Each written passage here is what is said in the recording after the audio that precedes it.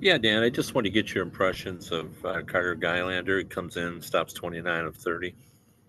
Yeah, I thought he had a great game and a half, to be honest with you. I thought he played aggressive today. He's had a lot more action today than what he did last night. So for him to be able to put together four and a half really solid periods, it's good for him. He got a little bit of a taste last year in the Grand Rapids, some practice time. So I think he had maybe a little bit ahead of the curve there, but I think overall, very pleased with his outings. You've obviously seen both junior goalies and college goalies in your career come along. Is there any advantage to being a college goalie and having played against men to come on to then turn pro? Yeah, I mean, you're a little bit older, probably a little bit more mature in some of whether it's off ice things, on ice things that you've seen. You can just see the maturity in his game, maturity in him off the ice. So I do see it a little bit. But with that said, I mean, good goalies are good goalies. We've had Sebastian Kosa who continues to grow, and he's coming out of junior. So I mean, again, it's probably more individualized, but with Carter especially, you just see the maturity both on and off the ice. And just your thoughts on Nate Danielson and his play in the two games today. That great pass across for the goal. What did you see from him? Yeah, I think with Danielson, I think what we saw was just a smart hockey player. I mean, everyone can see it. He has the ability to make plays. He's smooth skating. He sees the ice extremely well. Got a lot of great vision. Happy with his performance, to be honest with you. Today was a little bit more of a grinding game. Had to be a little grittier. We didn't produce a ton of offense, so the plays that he made obviously help us win a game. And that's all you can ask out of him is be a leader off the ice and be that leader on the ice. Thanks, Dan. Thank you. Milsey? Talk about how important this weekend is for some of these young guys, but for you and your staff, how does this weekend go in terms of you guys continuing to grow your relationships and just getting, continuing that process?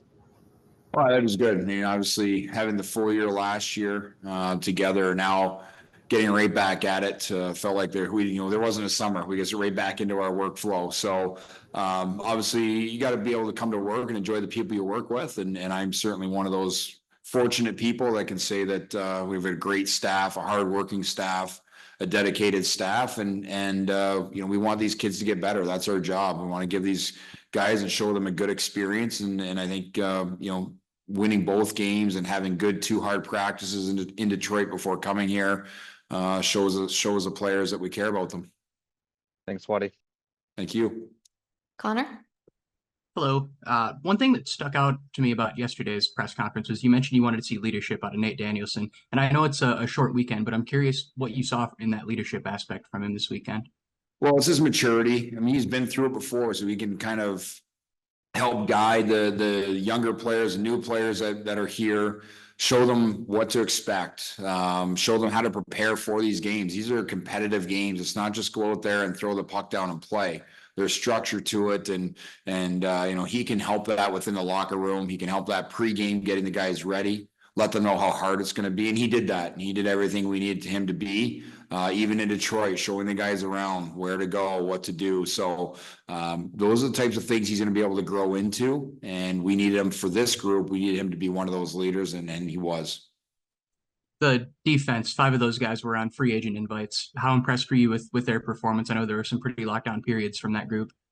Yeah, you know what? They compete and they battled hard. And when we needed stops, they got stops. When we needed them to get first touch on pucks, they were back there quick and were able to move it out of our zone. I thought they did a really good job around our net.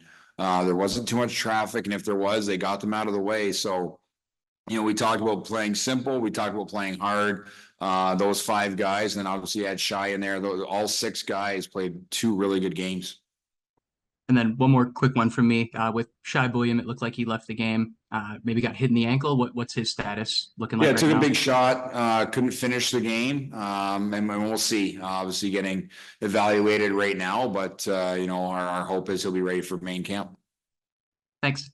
Thank you. Bob Duff?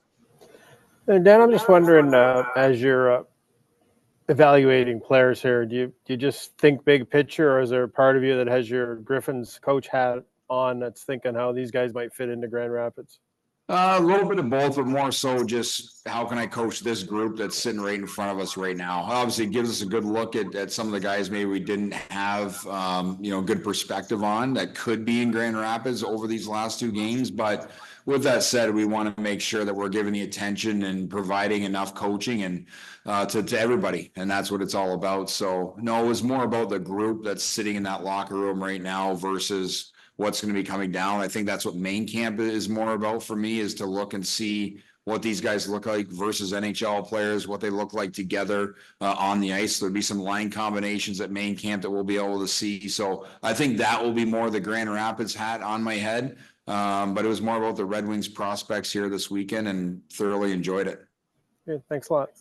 Thank you. Last question will go to Max Boltman. Hey, Dan, you touched on the Lombardi, Doucette, and Johannes line yesterday, but why were they so effective throughout the weekend? Well, it's not just their energy. I think at times maybe they looked a little chaotic, running around a little bit. But with that said, I think they didn't take a shift off.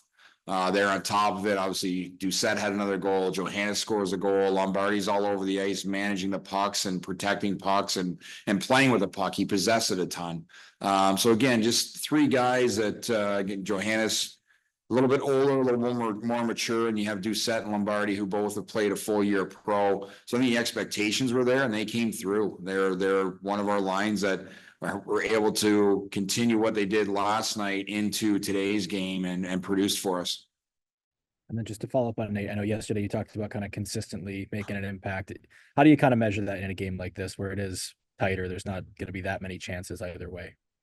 Sorry, I didn't hear your question, Max. All good.